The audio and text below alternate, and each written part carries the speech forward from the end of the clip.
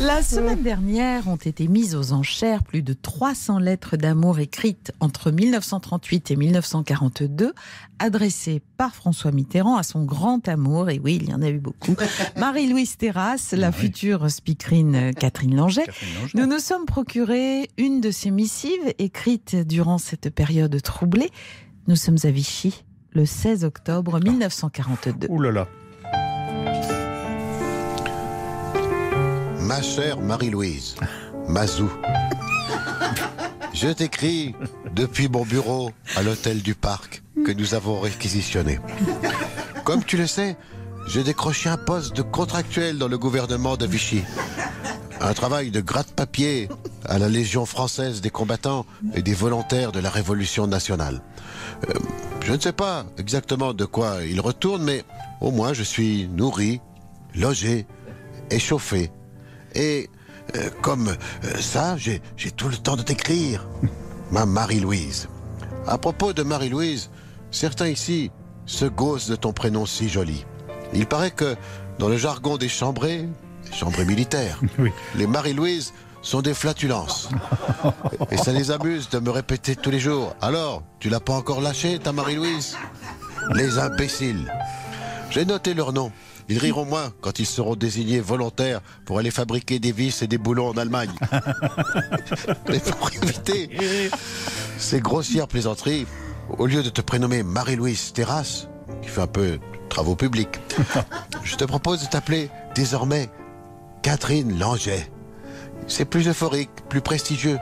Et puis, Langeais, ça ira très bien quand je te ferai une fille cachée après la guerre. Nous pourrions l'appeler Ségolène d'ailleurs. Hier, j'ai rencontré le maréchal Pétain. Il commence à sucrer un peu les fraises. Il nous a bassinés avec ses souvenirs de 14-18. Mais je dois dire qu'il est encore impressionnant avec sa moustache blanche et son képi.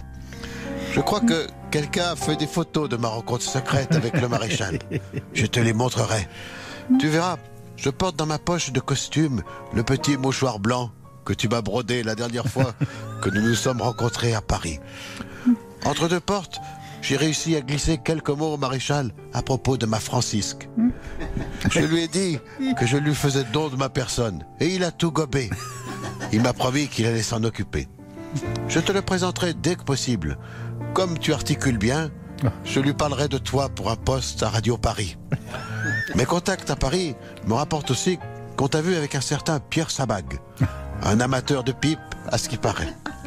Bien sûr, même si je ne crois pas un mot, tu es si jolie que je ne serais pas étonné qu'on te tourne autour. Ah, c'est peu dire que tu me manques, ma Catherinette. J'espère que tu as bien reçu les 10 kilos de charbon, le sucre en poudre et le saucisson que je t'ai fait porter pour ta fête. Et si tu as besoin de tickets, n'hésite pas à m'en demander. Je sais où en trouver. Je te laisse avec ces vers pleins de fougue, de jeunesse et d'air marin qui me viennent spontanément quand je pense à toi, ma Catarinetta. Oh, Caterinetta Bella, Chichi. Écoute, l'amour t'appelle, Chichi. Pourquoi dire non maintenant? Ah ah. Faut profiter quand il est temps. Ah ah. Plus tard, quand tu seras vieille, Chichi, tu diras baissant l'oreille, Chichi, si j'avais su dans ce temps-là, ah ah, oh, ma belle Caterinetta. Laurent Gérard, ce sera en studio et en direct demain lundi 8h45, bien sûr, aux côtés de Yves Calvi sur RTL.